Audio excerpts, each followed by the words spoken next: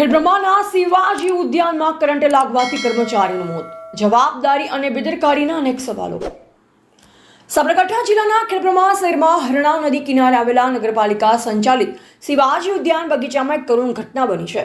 આજે સાંજના સમયે ઘાસ કાપવાના કટર મશીનથી શોર્ટ સર્કિટ થતા એક કર્મચારીનું કરંટ લાગવાથી મોત નીપજ્યું.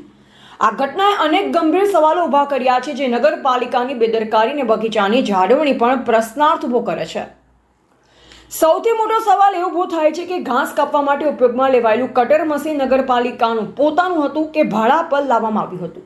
જો તે નગરપાલિકાના પોતાનું મશીન હોય તો તેની નિયમિત જાળવણી અને સુરક્ષા તપાસ કરવામાં આવતી હતી કે કેમ, તે એક તપાસનો વિષય છે.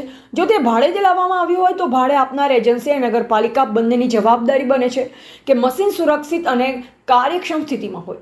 આ અંગેની તપાસ સ્પષ્ટ કરી શકશે કે મશીનની માલિકી કોની હતી ને તેના કારણે ઉદ્ભવેલી જવાબદારી કોના સિરે આવે છે. આ દુર્ઘટના માટે જવાબદાર કોણ છે તે એક મહત્વનો પ્રશ્ન છે. પ્રાથમિક દ્રષ્ટિએ નગરપાલિકાની બેદરકારી સ્પષ્ટ દેખાઈ રહી છે.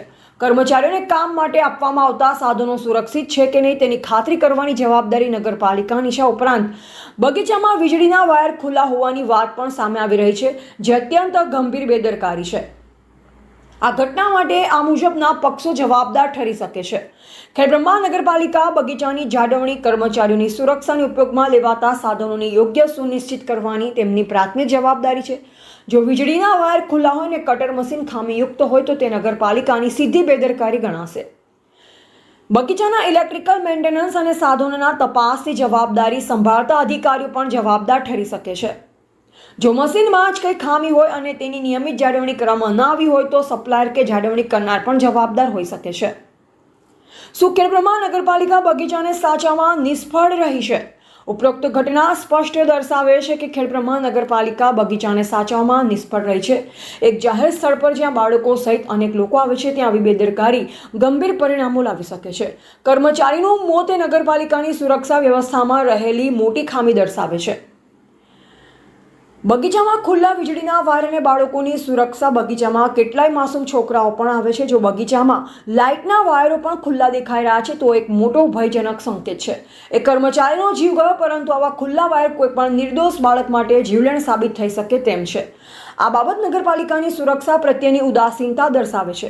આવા સંવેદનશીલ સ્થળોએ વીજળીની સલામતી સર્વોચ્ચ પ્રાથમિકતા હોવી જોઈએ. આ ઘટના અંગે તટસ્થ અને ઝડપી તપાસ હાથ ધરવામાં આવે તે અત્યંત જરૂરી છે.